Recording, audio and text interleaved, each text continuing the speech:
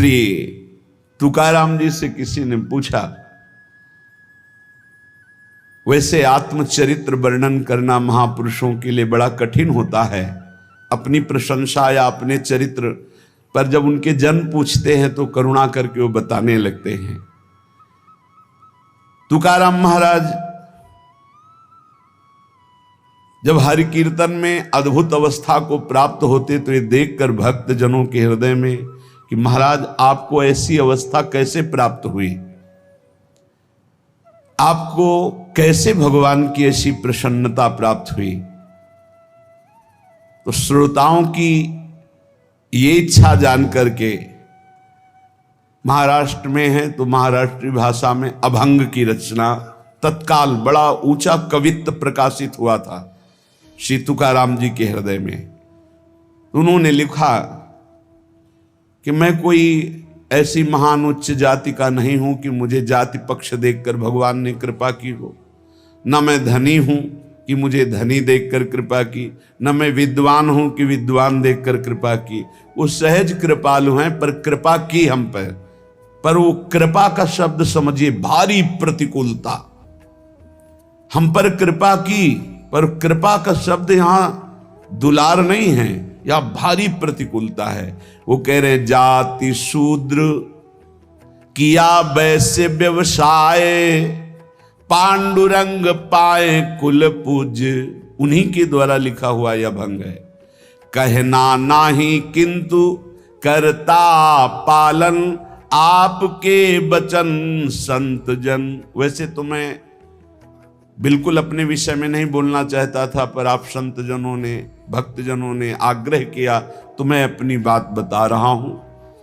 माता पिता मेरे छोड़ गए यदा, आपदा विपदा आन पड़ी।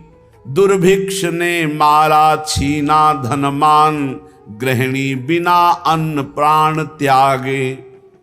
लज्जा बड़ी ग्लानि हुई कष्ट भारी, व्यापार में सारी पूंजी हारी। विठल देवल हुआ अति जीर्ण, उद्धार की मन बात आई। पहले कीर्तन फिर पुनः एकादशी, रहा ना अभ्यासी चित्त तदा। कुछ किए कंठ संतों के वचन, विश्वास सम्मान उर्धारे। जहां नाम गान गाऊं पद टेक, धरूं चित्त एक भक्ति भाव। श्री तुकाराम जी कहते हैं, संत पद तीर्थ किया सुधा पान, दिए लज्जा मान छोड़ पीछे। बन पड़ा जो भी किया उपकार, काया कष्ट कर हरि भजे। तुकाराम जी ने कहा, वैसे तो अपने विषय में बोलने में बड़ा संकोच होता है, किसी को भी हो, पर आप संतों का आदेश है कि आपको ऐसी ऊंची दशा कैसे प्राप्त हुई, तो सुनो हमारे ऊपर पांडुरंगा की कृपा हुई। पहली, मेरा जन्म आप लिख रहे हैं चतुर्वर्ण में हुआ। मुझे व्यवसाय मिला व्यापार का, लेकिन पांडुरंगा जब अपने में लगाना चाहता है तो व्यापार सफल कैसे हो सकता है। असफल हो गया व्यापार, सारी संपत्ति हमारी जाती रही, घाटा ही घाटा व्यापार में। हमारे कुल से विठ्ठल भगवान की उपासना होती रही। कुल में परंपरा चली आ रही थी कि हमारे कुलदेव पांडुरंगा विठ्ठल भगवान। ध्यान से सुनना, चतुर्वर्ण में हमारा जन्म हुआ, व्यापार किया गया, व्यापार में घाटा ही घाटा। ऐसी परिस्थिति आई, माता पिता का स्वर्गवास हो गया, बहुत दुख मिला। न खाने को, न व्यापार चला, माता पिता ऊपर से पधार गए, अकाल पड़ गया। जो घर में बचा हुआ अन्न था कुछ दिनों में खत्म हो गया, बाहर से आने का कोई गुंजाइश ही नहीं रह गई, सब स्वाहा। जो हम पिता माता की बनाई हुई प्रतिष्ठा थी वो भी धूल धूसरित हो गई। यहां तक कि मेरे परिवार को अन्न के लिए तड़प तड़प कर प्राण त्यागना पड़ा। खुद आपने लिखा, हर तरह से चारों तरफ मुझे अंधेरा ही अंधेरा, कष्ट ही कष्ट। आपको स्थिति कैसे प्राप्त हुई आप वर्णन। मुझे अपने ऊपर लज्जा आने लगी कि ना पत्नी को अन्न दे सका, ना परिवार को पाल सका। क्या जीवन मेरा, बड़ा हृदय में दाह हुआ, सब कुछ नष्ट भ्रष्ट हो गया। ये जिस पर मैं कृपा करता हूं, ये लीला। ऐसी हालत में अब कुछ नहीं बचा, तो विट्ठल भगवान का मंदिर जो टूटा हुआ पड़ा था, उसमें जो सेवा हो रही थी, उसमें लग गया जाकर के, जीर्णोद्धार। उसमें रात दिन खूब शरीर को मेहनत करके, परिश्रम करके सेवा करता, और कुछ वहां से नहीं लेता, बस सेवा ही सेवा, खाने को भी नहीं। मन में उमंग आई, पहली बार की एकादशी व्रत रहूंगा। प्रारंभ की बात बता रहे हैं, जहां से स्थिति भगवदाकार बनती है। देखो, जिस पर विशुद्ध कृपा होती है, ये प्रतिकूलताएं शुरू हो जाती हैं। कोई भी भक्ति मार्ग का उपासक घबराए नहीं, हिम्मत रखे। ये प्रतिकूलताएं अनंत जन्मों की बिगड़ी को सुधारने के लिए हैं, क्योंकि एक ही रास्ता बचता है प्रभु का। प्रतिकूलता न मिले तो चढ़ाई नहीं चढ़ सकते अध्यात्म की। मन में आया कि बाद से एकादशी रहा करूंगा। अब एकादशी तो है ही, क्योंकि कुछ घर में है ही नहीं, तो पर एकादशी व्रत रहने का। भजन में मन नहीं रमता था, क्योंकि अभ्यास ही नहीं था।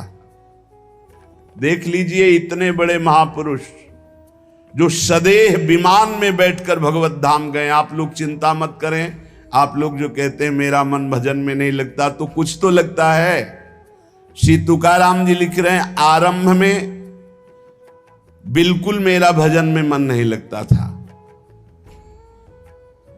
पर संतों के चरित्र पढ़ने में मन लगता। संतों के चरित्र पढ़ता और उनके वचनों को बार बार याद करता कि उन्होंने क्या कहा है। उनके वचनों से मुझे बोध होने लगा। संत वचनों पर विश्वास, संत वचनों का महत्व और उनके वचनों का बार बार मनन बहुत सुंदर साधन है। बिल्कुल उत्तम अवस्था प्राप्त करने के लिए ऐसे ही साधक को कर। संत चरित्र, भक्त चरित्र पढ़ने में बड़ा मन लगता है। उनके वचनों पर बड़ी निष्ठा, बड़ा भाव, उन्हीं के वचनों का बार बार मनन। अब मन लगने लगा कि जहां हरि कीर्तन होता है वहां पीछे जाके खड़े हो जाए।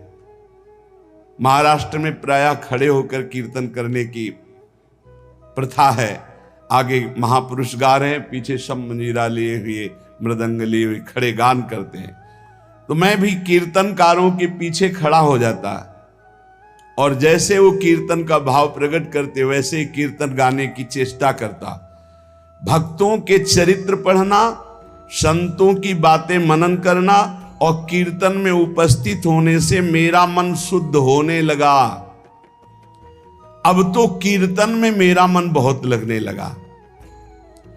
कीर्तन भजन करने वालों को जहां देखता तो साष्टांग दंडवत हो जाता और गिरकर उनके चरणों में प्रार्थना करता कि थोड़ा चरणामृत उतार लेने दो।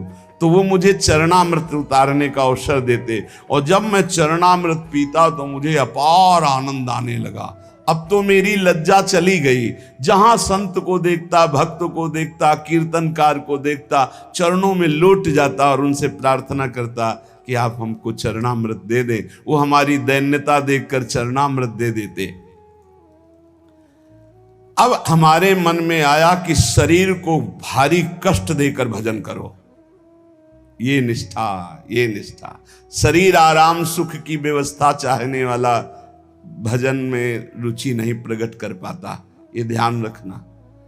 चाहे जितना शरीर में कष्ट हो, पर जैसे एक गरीब आदमी धन कमाने के लिए प्रयासरत रहता है, ऐसे भजनानंदी भजन के लिए प्रयासरत रहता है। रात्रि विषयी पुरुषों के लिए सोने के लिए अच्छी लगती है, भजनानंदियों के लिए रात्रि भजन के लिए होती है। थोड़ा विश्राम किया, जग के बैठ गए, बैठने की सामर्थ्य नहीं, फिर करवट ली हुई, लेटे हुई, आंख खोले हुए, मंत्राकार वृत्ति। समय हुआ शौच स्नान, अपनी दिनचर्या। नींद कहां? जब तक भगवत साक्षात्कार नहीं तब तक नींद कहां, और जब भगवत साक्षात्कार हो गया तो नींद कहां? क्योंकि तमोगुण का पूर्ण नाश हो जाता है, त्रिगुणातीत अवस्था प्राप्त हो जाती है।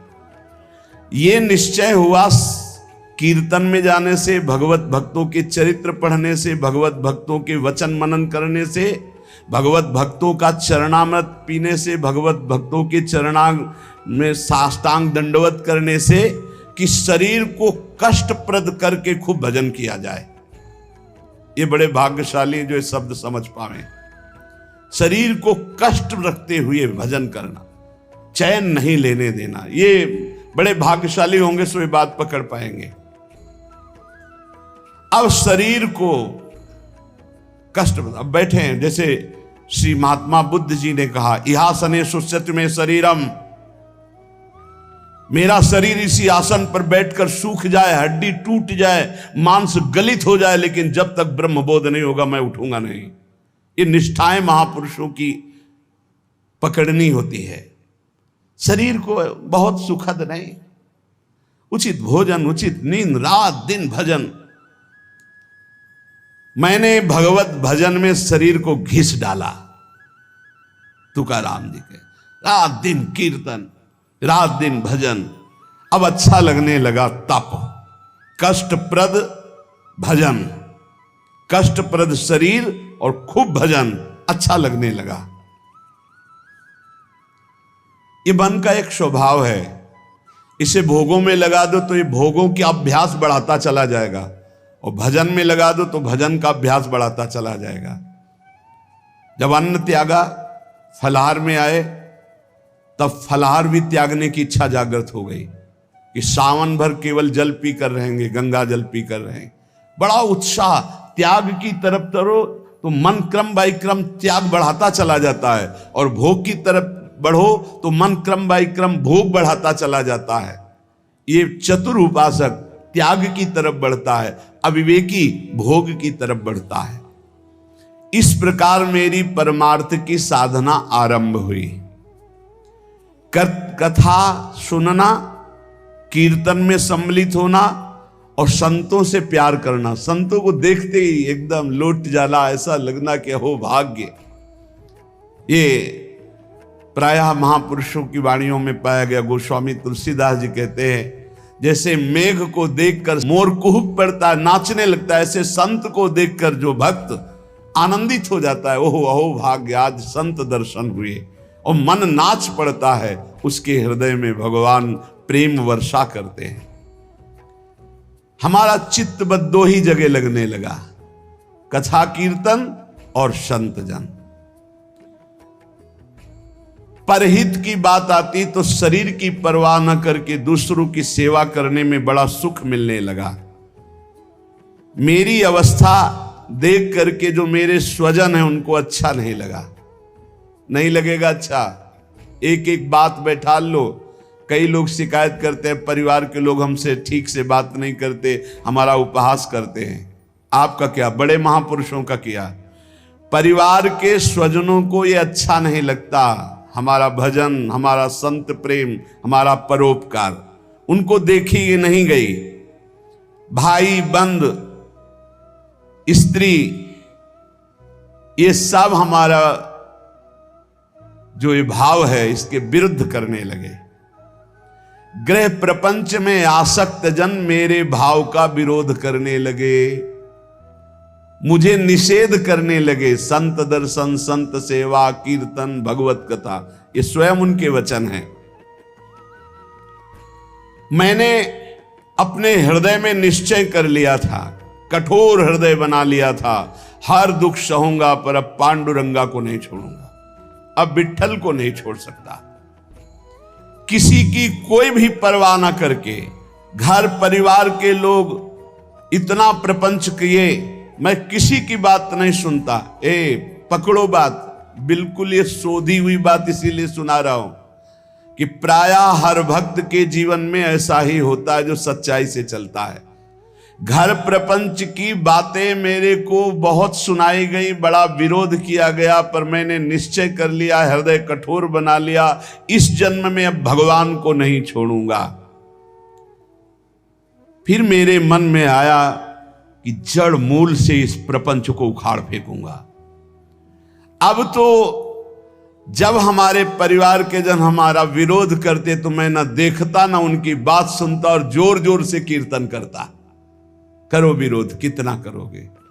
राम कृष्ण हरि जय, राम कृष्ण हरि जय, विठल जय विठल। अब वो निंदा करें, वो उपहास करें, वो भगवत कीर्तन कर रहे हैं। जड़ से उखाड़ फेंकूंगा इस प्रपंच को। स्वजन अपनी ओर खींचते और विठल अपनी ओर खींचते, यही चलता है साधक के। एक तरफ भगवान का आकर्षण, एक तरफ माया का आकर्षण। पर हमने भगवान की तरफ, परमार्थ की तरफ कदम जोर से बढ़ाए। अब साधक का यहां निर्णय है कि तुम माया के आकर्षण में जाते हो या प्रभु के आकर्षण में। लोग बार बार हमसे कहते कि तुम प्रवृत्ति मार्ग में हो, गृहस्थ धर्म में हो, तुम्हें ऐसा नहीं करना चाहिए। मैंने किसी की नहीं सुनी। अब इस जन्म में मुझे भगवत प्राप्ति करनी है। तुम्हारे किसी के उपदेश हमारे दृढ़ निश्चय को नहीं बदल सकते। इतनी खींचातानी जीवन में उपस्थित हो गई कि सत्य की पहचान के लिए मुझे मन को समझाना पड़ा कि तू मेरा साथ दे दे। अब जगत में तो कोई साथ नहीं दे रहा। अय मन, तू मेरा साथ दे दे, तू मेरा साथी बन जा और सत्य स्वरूप भगवान श्री हरि के पथ का अनुसरण कर, तू कृतकृत्य हो जाएगा। तुकाराम जी महाराज कह रहे कोई साथ नहीं दे रहा। अय मन, तू तो मेरा साथ दे दे, मेरा साक्षी बन जा और भगवान सत्य स्वरूप हैं, उनके मार्ग का अनुसरण कर। इस असत्य संबंध, पति पुत्र परिवार, ये मिथ्या नश्वर प्रपंच भोग, तिलांजलि दे दे मन, तू मेरा साथी बन जा। मैंने बहुत लोगों के मतों को नहीं माना। मेरे हृदय में नित्य और अनित्य का विवेक जागृत हो चुका था, इसलिए मैंने सत्य को पकड़ा। केवल भगवान का मार्ग ही सत्य है, न ये संबंध सत्य है, न ये संसार सत्य है। इस प्रकार जब मैंने श्री हरि चरण प्राप्ति के लिए दृढ़ निश्चय कर लिया तो उसी समय भगवान मेरे सदगुरु के रूप में पधारे। श्री बाबा चैतन्य ने मेरे हृदय देश में प्रकाशित होकर के श्री राम कृष्ण हरि इसका उपदेश किया। वही कीर्तन करते थे, पर वही गुरुदेव आकर हृदय में उपदेश किए, जिसे कहते हैं स्वप्नादेश। उपदेश किया कि अब तुम श्री राम कृष्ण हरि ही कहो। मैंने अब दृढ़ विश्वास कर लिया कि जो जप रहा था वो गुरुदेव ने दे दिया। अब तो किसी भी तरह मैं इसे नहीं छोड़ सकता। विश्वास चित्त में धार लिया कि मेरा भोजन भी राम कृष्ण हरि, मेरी प्यास भी राम कृष्ण हरि, मेरे प्राण भी राम कृष्ण हरि, मेरा सर्वस्व राम कृष्ण हरि। निश्चय कर लिया, बड़ा सहारा मिल गया। पहले जपते थे, वही जब गुरु ने दिया तो बड़ा सहारा मिल गया, परिपक्व हो गया। अब तो बैठ करके 24-24 घंटे नाम कीर्तन, क्योंकि निश्चय पहले ही कर लिया था शरीर को कष्ट देकर भगवत भजन करना। ये बहुत जल्दी भजन रंग लाता है। जब चित्त लवलीन होने लगा तो मेरे हृदय में कविता की स्फूर्ति होने लगी। श्री हरि के लीला गुण प्रकाशित होने लगे, उनको कविता रूप में लिखने की स्फूर्ति हुई। श्री हरि का कीर्तन और श्री हरि प्रदत्त अभंग वाणी प्रकट हुई मेरे हृदय में। मैंने देखा कि मेरी बुद्धि में ये ताकत नहीं थी, ये मेरी बुद्धि में श्री हरि कीर्तन से प्रकाश हुआ, हरि लीलाओं का। ये भगवत प्रसाद से मेरे अंदर आया। ये भगवान की ही प्रेरणा से अभंग निकलते थे। मैं गदगद होकर के अश्रु प्रवाह करने लगा कि कैसी कृपा की मेरी बुद्धि में एक भी लीला नहीं थी और आज लीलाओं की बाढ़ आ रही, गुणों की बाढ़ आ रही है। मैंने श्री हरि चरणों के प्रति और दृढ़ विश्वास और दृढ़ श्रद्धा प्रकट हुई। क्रम चलता रहा। बीच में रामेश्वर भट्ट के द्वारा बड़ा हमारे साथ निषेध आघात हुआ। मैंने भगवान की कृपा समझी। निषेध आघात हुआ, उसको भी सहा। बड़े विघ्न डाले जाते हैं। ये माया भगवती बड़ी विचित्र है। भगवान की प्रेरणा से मैंने उसको भी सहा। समाज का विरोध, घर का विरोध, माया का नाना प्रकार तांडव, खाने को नहीं, हर अव्यवस्था। चलो भजन, यहां जरा सा कामना पूर्ति नहीं होती, बोले अश्रद्धा हो गई भगवान में। ये कोई भगत है? भगवान ही हमारे प्रीतम हैं, उन्हीं को प्रसन्न करना है। इसलिए नाम कीर्तन और सुंदर कवित्व रचना करके उनको सुनाता। जब मैं ऐसा करता तो बहुत लोगों ने मुझे अनुचित ठहराया। इन बातों को बहुत पकड़ना है, हिम्मत से चलना है। बहुत लोग विरोध करने लगे। जो मेरी लिखी हुई वाणी थी, बड़ा विरोध होने लगा। इस विरोध से मेरा चित्त यूं दुखी हुआ कि हे हरि, आप प्रेरित करते हो, सो मैं लिखता हूं, सो मैं गाता हूं, फिर ये विरोध क्यों? जब मुझे लगा कि मेरे हरि ही नहीं चाहते हैं, तो जितने अभंग रचना की थी सबको लेकर के इंद्रयाणी नदी के दह में जाके डुबो दिया। विरोध कर रहे थे। भगवान के द्वार पर जाकर के, विठ्ठल भगवान के द्वार पे न खाना न पीना, उदास बैठ गया।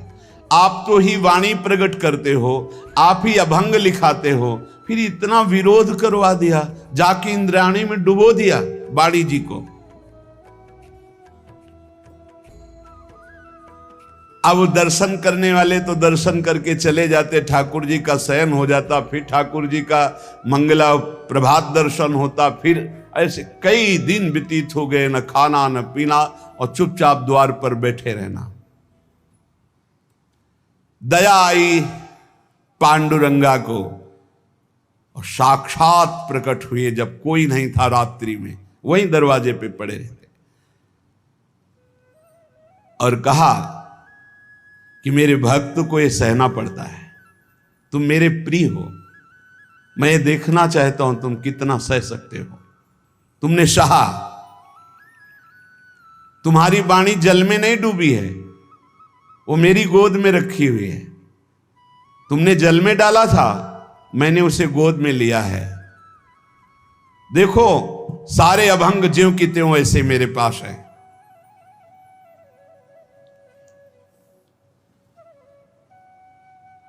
अभंग ज्यों के त्यों, जैसे श्री भगवत रसिक जी की वाणी यमुना जी में, तो यमुना जी ज्यों का त्यों, एक अक्षर भी गीला नहीं हुआ था, ज्यों का त्यों ले। ऐसे भगवान ने कहा जो तुमने इंद्राणी में डुबो दिया ना अपनी वाणी, कि सब विरोध करते, मैंने अपनी गोद में लिया है। ये रहस्य रघुनाथ कर बेग न जाने कोई। सहना पड़ेगा इतने बड़े महापुरुष को भी, कितने कष्टों से ही भरा जीवन। तुकाराम जी, भगवान का सगुण साक्षात्कार करके भगवान से बात हुई, भगवान ने दर्शन दिया।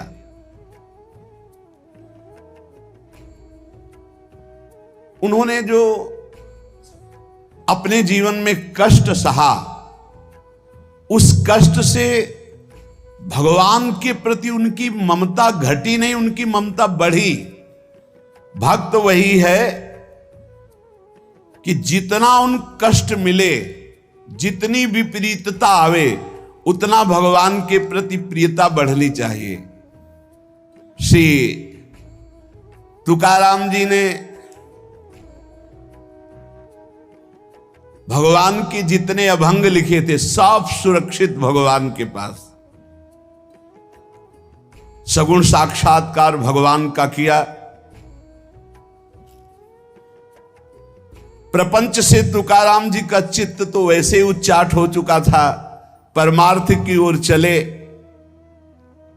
परमार्थ ही परमार्थ था, पर आगे का मार्ग सूझता नहीं था कि कैसे चले, कहां चले। जब कोई भगवत मार्ग में चलता है तो एक ऐसा यात्रा का समय आता है जहां ना परमार्थ सूझता है और ना प्रपंच अच्छा लगता है। प्रपंच से चित्त उचाट और परमार्थ सूझता नहीं है। इस समय अगर उसे महापुरुषों का संग न मिले तो फिर यात्रा में बाधा पड़ जाती है। ये पकड़ लो, परमार्थ सूझता नहीं आगे और प्रपंच अच्छा नहीं लगता, बड़ी शून्याकार स्थिति होती है। ना आनंद की उमगन होती है, ना ऐसा, बड़ी शून्याकार स्थिति हो। इसमें सत्संग की बहुत आवश्यकता होती, जो इस यात्रा को पार करने में साधु संग बहुत लाभप्रद होता है। जब तक प्रपंच बिल्कुल उतर नहीं जाता, परमार्थ सूझने नहीं लगता, अर्थात आनंद की अनुभूति नहीं होती, तब तक साधक को बहुत सावधान रहने की जरूरत है। मनोभूमि में जब तक वैराग्य शुद्ध प्रकट नहीं होता तो उसमें गुरुजनों के द्वारा जो बोया हुआ बीज है परमार्थ का, वो अंकुरित नहीं होता। जब ज्ञान बीज अंकुरित हो जाता है तो जीवन मुक्त होने के लिए प्रबल लालसा जगती है। अब कुछ नहीं, अब तो मैं ब्रह्मबोध प्राप्त करूंगा, तत्वबोध प्राप्त करूंगा, जीवन मुक्त हो जाऊंगा। और जब ये लगन लग जाती तो फिर कोई प्रपंच, कोई नियम, कोई उपदेश किसी का ऐसा नहीं असर करता है कि वो प्रपंच की तरफ ले जाए। अरे आप प्रवृत्ति मार्ग के गृहस्थ के हैं, आपको ऐसा करना चाहिए, आपको ऐसा नहीं करना चाहिए, ये तब तक जब तक ज्ञान का अंकुरण नहीं हुआ। जो जीवन मुक्त महापुरुष हैं, मानवीय दृष्टि से उनको पहचाना ही नहीं जा सकता है। हां, जो मुमुक्ष जन है, वो जो भगवत प्राप्ति करना चाहते हैं, वो इस बात को पकड़ पाएंगे। नहीं तो जो विषयी भोगी हैं उनको कैसे अच्छा लगेगा कि हमें कष्ट हो और हम भगवान की तरफ चलें।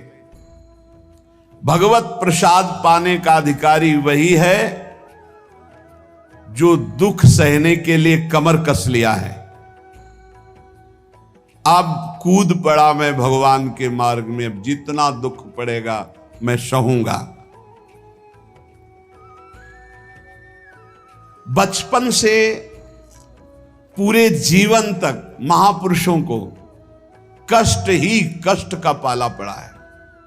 ये बाहरी क्या जाने, बाहरी तो बाहरी चीज देखते हैं ना, वो आंतरिक चीज नहीं देख पाते।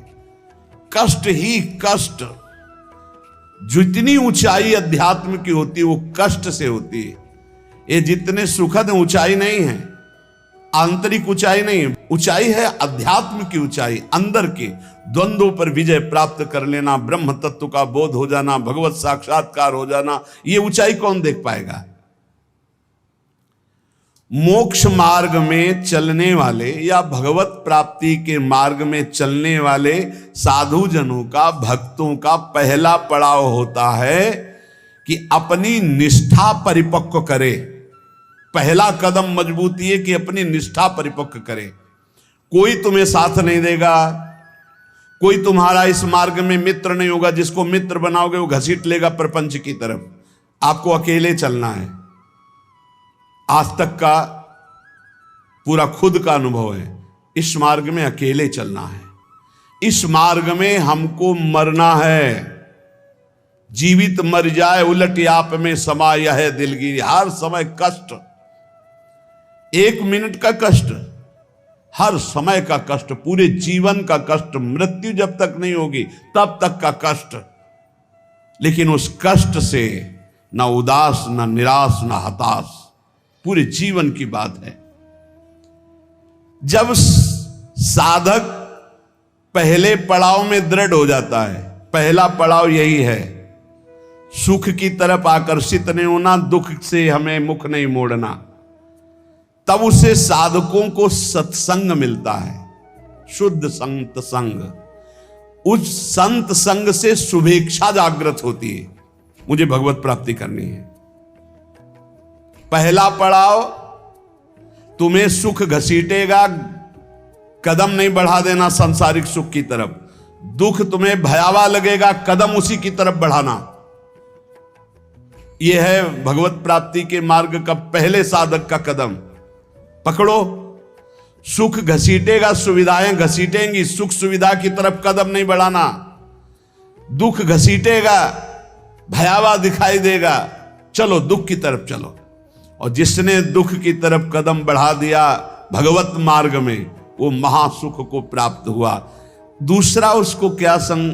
संत संग मिलता है, विशुद्ध संत संग।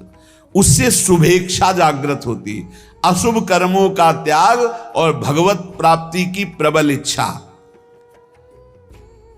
ऐसे पुरुष को प्रापंचिक रिश्ते नातेदारों से बैठकर बात करना, ये सब कुछ अच्छा नहीं लगता। पहला पड़ाव, भोगों की सुविधा मिलेगी उसकी तरफ से ना बोलना है। दुख है परमार्थ में, ये दिखाई दे रहा है आपको, लेकिन दुख नहीं, महासुख है। जैसे संसार में सुख है, ये दिखाई दे रहा है, लेकिन ये भगवान कह रहे हैं दुखालय है, इधर सुख नहीं है। परमार्थ में दुख दिखाई दे रहा है, लेकिन इधर महासुख है, इधर कदम बढ़ाओ परमार्थ की तरफ। दूसरा, जे ही कदम बढ़ाओगे तो सच्चे संतों का संग मिल जाएगा, पहचान, शुभेच्छा जागृत हो जाएगी। पापाचरणों का त्याग और भगवत मिलन की, शुभ कर्मों की अंदर प्रबल इच्छा जागृत होगी। तीसरा, उसे बद्ध पुरुषों का संग अच्छा नहीं लगेगा। ये रिश्तेदार, नातेदार, सांसारिक भोगों में फंसे हुए लोग, ये अच्छा नहीं लगेगा। भले वो संसार के बीच में रह रहा है, लेकिन उसको इनसे प्रपंच की बातें करना, संसार के लोगों की रिश्ते नाते की बातें, ये अच्छा नहीं लगता। आंतरिक जब मन का आकर्षण भोगों की तरफ होता, उस भोगों से मन को जलाते हुए परमार्थ की तरफ चलना है। क्या जाने संसारी पुरुष, इनको तो जब जो इच्छा हुई सो भोग लिया, ये क्या जाने चढ़ाई को, ये तो खिसकते हुए गए नरक की तरफ। और वो जब साधक संभल कर चलता है, तब इनको लगता है नहीं नहीं, परमार्थ में इतनी ऊंचाई पर नहीं, भ्रष्ट करने के लिए वो उपदेश देते। तो बद्ध पुरुषों का संग ऐसे साधकों को अच्छा नहीं लगता। उसको अच्छा लगता है भगवत प्रेमी महात्माओं का संग, भगवत मार्ग की चर्चा करने वाले, कैसे हम माया पर विजय प्राप्त करें, कैसे भगवान से अनुराग प्राप्त करें। सजाती संतों का संग अच्छा लगने लगता है, और उसमें संतों के प्रति जो भाव आया, उससे सद्गुणों की वृत्ति बढ़ने लगती है। सद्गुण जो भगवान को प्रसन्न करे, सद्गुण जो भगवान की प्रीति प्रदान करे। प्रपंच से पूरा मन हट जाता है उस साधक का।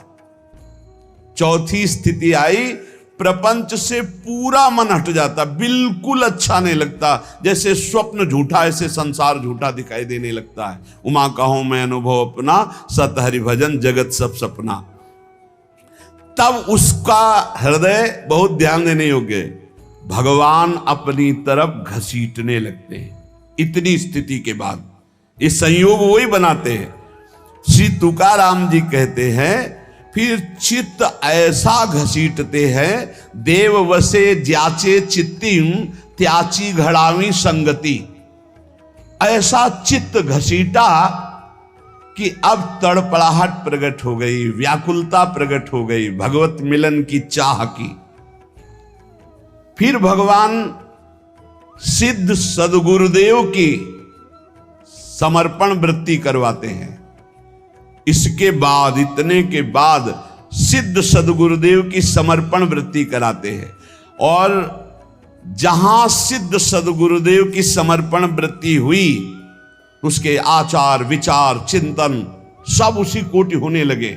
महापुरुषों का प्रभाव होता है कि बहुत कम समय में, जो हजारों वर्ष की साधना से नहीं होता, कम समय में परिवर्तन प्रारंभ होना शुरू हो जाता है।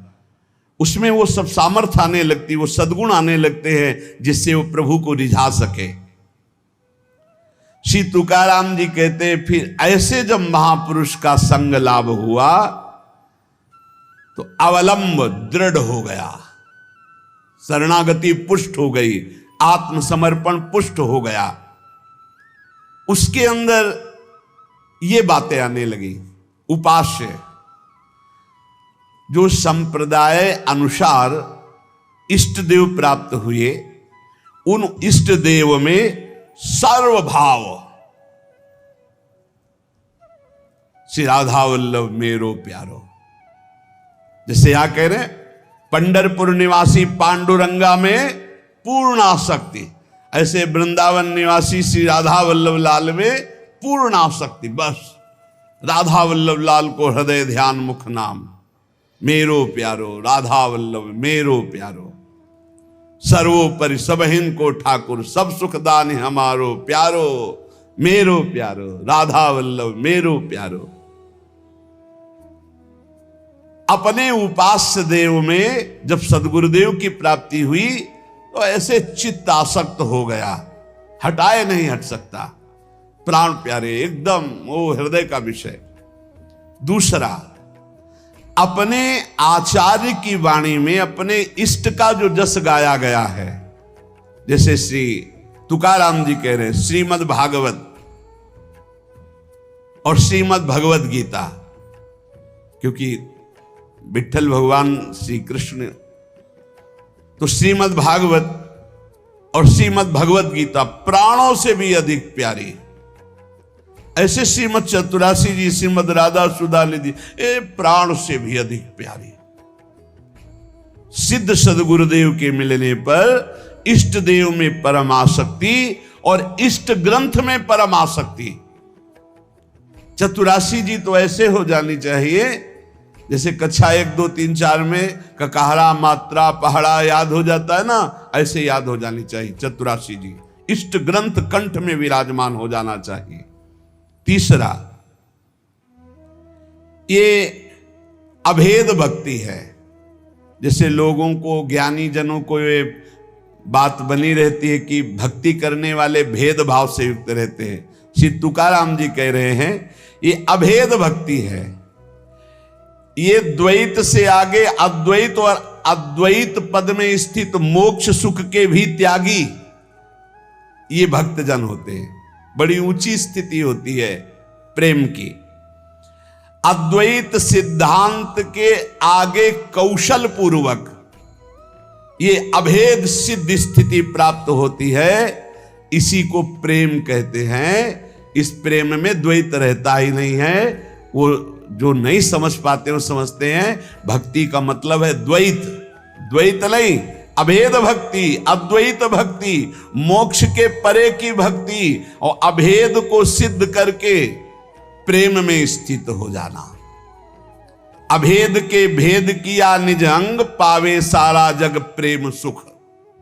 यह अभंग श्री तुकाराम जी का। भक्ति की ऐसी पराकाष्ठा जिसमें एको ब्रह्म द्वितीयो नास्ति का अनुभव करके आगे बढ़ जाना, ये ज्ञान से भी श्रेष्ठ है हरि विठ्ठल की प्रेम लक्षणा भक्ति। वही भक्ति वही ज्ञान, एक विठ्ठल ही जान। द्वैत भाव से नहीं, ये द्वैताद्वैत, द्वैत से अद्वैत और अद्वैत से फिर प्रेम की स्थिति। चौथा, मुख्य साधना गुरुदेव के द्वारा जो बताई हुई पद्धति है, उसमें विशेष रूप से दो बातों की विशेषता, एक तो नाम कीर्तन की विशेषता और एक गुण कीर्तन की विशेषता। भगवान की लीला कथाओं का श्रवण कथन और नाम कीर्तन, ये दो प्रेम लक्षणा भक्ति के लिए विशेष साधन है। और गुरु कृपा से दोनों खूब जोर से चलते हैं। अखंड नाम कीर्तन चलता है और वाणी लीलाओं का गायन चलता रहता है। पांचवा, वही जपना जो गुरुदेव ने दिया है, अपने मन की नहीं। मन कभी कभी ये साधक के हृदय में विडंबना पैदा कर देता है कि गुरु जी ने कहा है सो तो ठीक है, लेकिन हमारा मन तो पहले से लगा है हम यही जपेंगे। ऐसा नहीं, यहां आदेश कर रहे तुकाराम जी 5वें सूत्र में कि मुख्य मंत्र है जो गुरुदेव ने दिया है, श्री हरि के अनंत नाम हैं, सभी सामर्थ्यशाली हैं, पर जो हमें गुरुदेव ने नाम दिया है, मंत्र दिया है, उसी में हमें आसक्ति करनी है और भगवान के शास्त्र नामों का कीर्तन करना चाहिए। तुकाराम जी कह रहे स्वर्ग के देवता इच्छा करते कि कभी भगवान हम पर कृपा करें, हमें मृत्यु लोक में मानव दे दे जिससे मैं भजन करके भगवान को प्राप्त करूं, और तुम मृत्यु लोक के भोगों में भगवान के भजन को छोड़ रहे हो। स्वर्ग के देवता स्वर्ग और स्वर्ग के भोग छोड़कर मृत्यु लोक में मानव देह में आकर भजन करके भगवान को प्राप्त करना चाहते हैं। आपको सहज में अवसर मिला मानव देह, अब मृत्यु लोक के भोगों में फंस करके नाम जप मत छोड़ो। इंद्रियां ये कलह करती ही रहेंगी यदि भगवत प्राप्ति नहीं हुई थी। मुझे ये भोग भोगना है, नेत्रेंद्री कहेगी मुझे देखना है, श्रवणेंद्री कहेगी मुझे सूंघना है, जनेंद्री कहेगी मुझे भूंगना। ये सब इंद्रियां, घ्राणेंद्री सूंघने की तरफ, श्रवणेंद्री सुनने की तरफ, भोग इंद्रियां भोगने की, कितनी कलह है। ये कलह तब तक बनी रहेगी जब तक भगवत प्राप्ति नहीं होगी। कल एक प्रश्न कर रहे थे कि मैं बैंक में ऑफिसर हूं, मेरी कामना थी कि मैं एक बड़ा पदाधिकारी बनूं, तो बन गया, लेकिन मुझे शांति क्यों नहीं मिली। मैं अधिकारी हूं, मेरे पास सब भोग सामग्री जो मैंने कामना की थी सब, फिर भी मन अशांत क्यों रहता है। होगा एक ही कारण है, मन को विश्राम भगवान के चरणों से ही मिलेगा। तब लग कुशल न जीव को सपने हो मन विश्राम, जब लग भजत न राम को शोक धाम तज काम। कह रहे हैं यहां तुकाराम जी, इंद्रियां परस्पर कलह करती रहेंगी जब तक भगवत साक्षात्कार नहीं होगा। जब इंद्रियों में अशांति, मन में अशांति, तो तुम्हें शांति का कैसे अनुभव हो जाएगा। देखो बहुत ज्ञान की बात, तुम शरीर के रोम गिन सकते हो लेकिन भगवान की विभूतियों को नहीं गिन सकते। और जब तुम नाम जप करोगे तो सारी विभूतियां आप पर कृपा करेंगी, सारी विभूतियां आप पर कृपा करेंगी। मेरी जिससे प्राप्ति होती है वो शुद्ध पुण्यात्मा होता है। शुद्ध पुण्यात्मा वही है जिसके मुख में मेरा नाम होता है। तुकाराम जी कह रहे हैं, श्री भगवान कह रहे हैं, मेरी जिससे प्राप्ति होती है वो शुद्ध पुण्यात्मा होता है। शुद्ध पुण्यात्मा कौन होता है? जिसके मुख में मेरा नाम होता है, जो मेरा अनन्य गति का होता है, उसी को प्रेम प्राप्त होता है।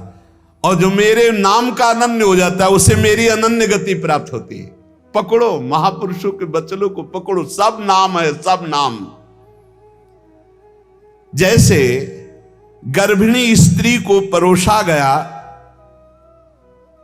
तो उसको जब तृप्ति हुई तो गर्भस्थ बालक को पुष्टता अपने आप प्राप्त हो जाती है। ऐसे ही जब भक्त प्रसन्न हो जाता है तो भक्त के हृदय में विराजमान भगवान अपने आप संतुष्ट हो जाते हैं। तो नाम जप करे और भक्तों की आराधना करे, अपनी कोई स्वतंत्र इच्छा ना रखे, अपनी इच्छा को भगवान की इच्छा में समर्पित कर दे। माली जल को जिधर ले जाता है उधर ही जल प्रवाहित होने लगता है। हमारे जीवन बगीचा के मालिक हैं भगवान गुरुदेव। जिधर वो हमको ले जा रहे हैं हमको उधर ही बहते चले जाना है। अगर उधर नहीं जाओगे तो प्रवाह फूट पड़ेगा और गलत दिशा की तरफ चला जाएगा। तुकाराम जी कह रहे हैं, मधुर और विशद आनंद देने वाला भगवान का नाम है। देखो, जल में भेद नहीं होता, जल सब में गिरता है, लेकिन अपने भावानुसार उसका स्वरूप अलग हो जाता है। जल तो ईख में भी गिरता है तो वही जल मधुर गन्ने का रस बन जाता है, और जल धतूर में भी गिरता है जिससे उसका फल पुष्ट होता है, वो जहर बन जाता है। जल केले में गिरता है जिससे कपूर बन जाता है। जल सीपी में गिरता है तो मोती बन जाता है। जल तो समान भाव से बरसता है, लेकिन अधिकारानुसार उसका फल अलग अलग हो जाता है। तो जो उपासक भगवान में डूबा हुआ है वो महामधुर रस, विशद आनंद, विभिन्न विभूतियों का कृपा पात्र बन जाता है। और जो भगवान से विमुख है तो कृपा उनको भी की, मानो दे दिया है, पापाचरण करके अपने जहर जैसा जीवन बना लेते हैं, अशांति में जीवन बना लेते हैं। चित्त मगन होकर के जब नाम गुणगान करता है, जब वाणी कंठ अवरुद्ध होने लगता है, शरीर में रोमांच हो जाता है, आंखें अधकुली और अश्रु वर्षा होने लगती है, शरीर में आनंद की लहर तरंगायमान होकर कंपायमान शरीर को कर देती है, ऐसा जब सुख प्रकट होता है तो जीव की जीव दशा नष्ट हो जाती है और वो भगवत स्वरूप हो जाता है। बनावटी नहीं, स्वाभाविक ये स्थिति। जब नाम गुण कीर्तन करते हुए ऐसी मस्ती छाती है, आपाद मस्तक, शरीर के चरण से लेकर मस्तक तक रोमांच हो गया, आंखें अधखुली हैं, चेष्टा रहित है, आनंद जल अश्रु रूप में बरस रहा है और ऐसी लहर आनंद की उठ रही कि शरीर कंपायमान हो रहा है। महासुख अलौकिक रस जब प्रकट होता है ऐसा, तो जीव की जीव दशा नष्ट हो जाती है और अपने स्वरूप में स्थित हो जाता है। संसार में रहते हुए, क्रिया करते हुए कोई कैसे मुक्त हो सकता है बिना अक्रियत्व आए? क्योंकि जो क्रिया करेगा उसका कर्म बनेगा, कर्म बनेगा तो अवश्य में भोक्तव्यम कृतम कर्म शुभाशुभम। तो कह रहे हैं तुकाराम जी, नटनाट्य अवधे संपादिले सोंग। ये जगत का जो नाटक का स्वांग रचा है उस परमात्मा ने रचा है, तुम भी उसी स्वांग के एक हिस्से हो। बस स्वांग मात्र करो, सच्चाई से नहीं। तुम न किसी के सच्चे पति हो, न किसी के पुत्र हो, न किसी के पिता हो, न किसी की पत्नी हो। तुम भगवत स्वरूप हो, स्वांग मिला है, स्वांग करो। सच्चाई है कि मैं ईश्वर के नाम रूप लीला धाम में निरंतर चित्त को जोड़े। ये सच्चा नहीं है, झूठा है। ना तुम कुछ दिन के जो बने हुए पति हो, ना शाश्वत पति नहीं हो। तुम पहले नहीं थे, बाद में भी नहीं रहोगे, बीच में कुछ दिन के हो, लेकिन शाश्वत है सच्चिदानंद प्रभु। श्री तुकाराम जी कह रहे, नटनाट्य अवधे संपादिले सोंग। ये स्वांग है, ये नट का नाट्य है, बिल्कुल नाटक जैसा करो। सत्य है भगवन नाम, भगवत रूप, भगवत लीला। क्या कोई अंगारों की सेज पर सुख की नींद सो सकता है? तो उत्तर आएगा नहीं। तो क्या खटमल की चारपाई पर सुख की नींद सो सकता है? तो बोले नहीं। तो बोले ऐसे ही भोग वासना, नाना प्रकार की गंदी वासना, ये क्या तुम्हें सुख चैन से सोने देंगी? अनंत जन्मों से जलते हुए चले आ रहे हो, आगे भी जलना पड़ेगा। नहीं, आगे बढ़ो, संसार के मार्ग में नहीं, भगवत मार्ग में, तभी सुख से विश्राम कर। गोस्वामी तुलसीदास जी कह रहे, जाकी कृपा लवलेस ते मति मंद तुलसी दास हूं, पायो परम विश्राम, राम समान प्रभु नाही कहूं। पायो परम विश्राम, आप चैन की नींद। काहू के बल भजन को काहू के आचार, व्यास भरोसे कुंवर के सोवत पाव पसार। चैन की नींद ये अंगारों की सेज पर पड़ना है, जो भोगों में, जो नाना प्रकार की वासनाओं, मानो खटमल की चारपाई पर। कहां चिंता शोक भय से युक्त कहीं नींद आती है? जब तक देह भाव है प्यारे कि मैं स्त्री हूं, मैं पुरुष हूं, तब तक बंधन को प्राप्त हो। भाव ही देह भाव को नष्ट करेगा, भगवत भाव कर्म बंधनों को नष्ट करेगा।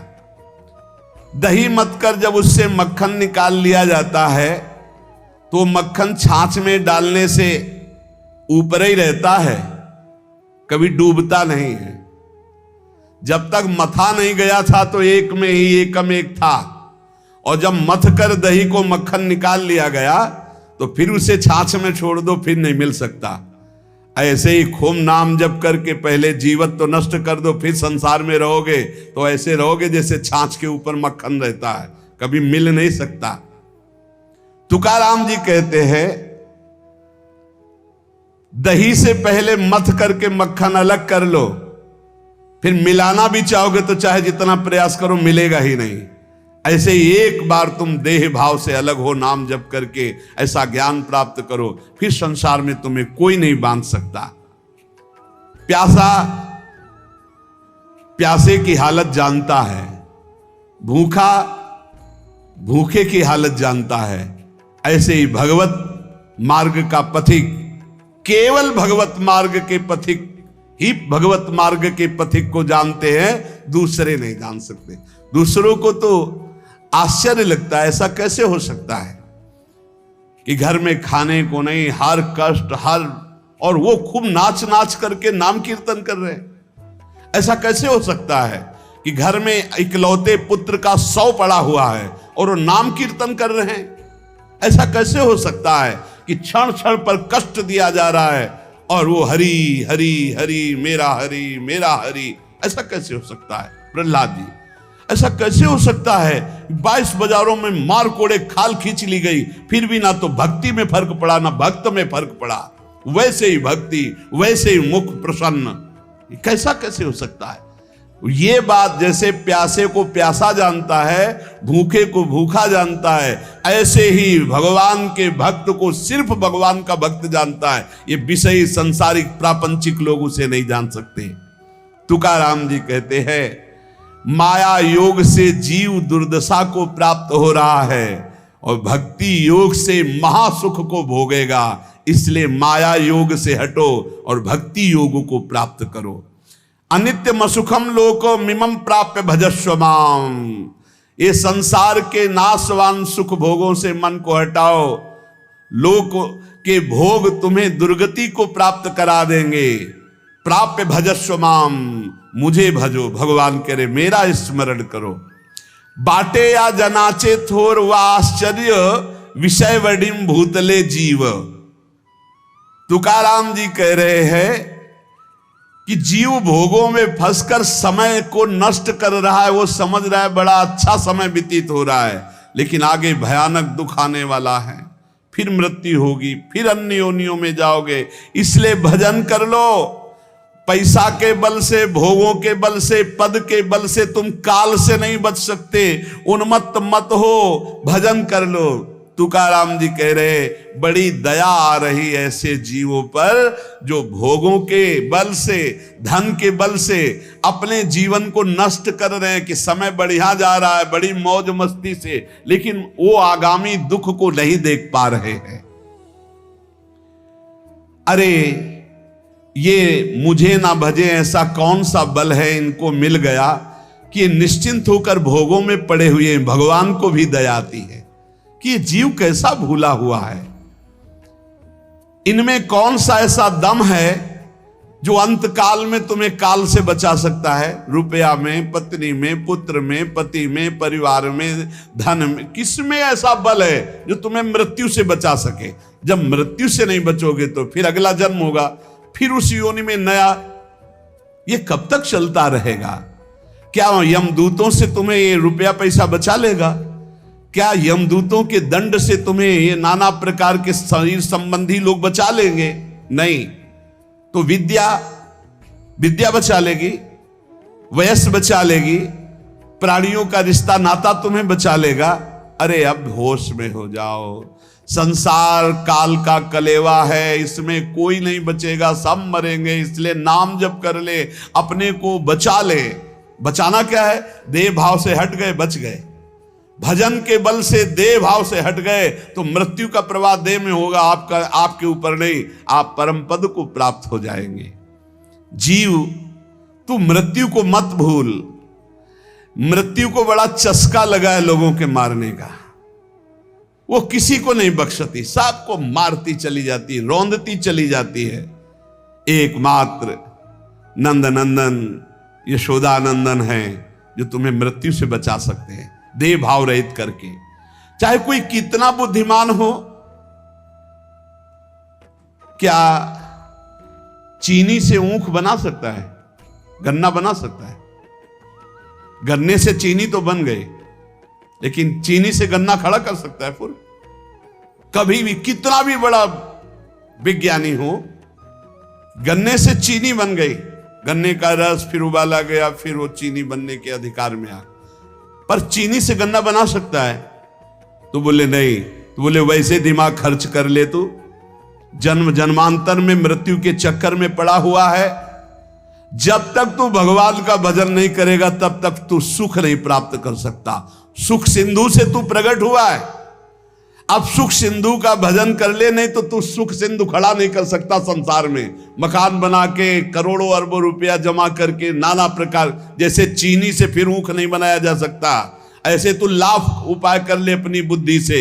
इस दुखालय संसार में तू है सुख स्वरूप, लेकिन तू सुख नहीं पा सकता बिना सुख सिंधु का भजन के।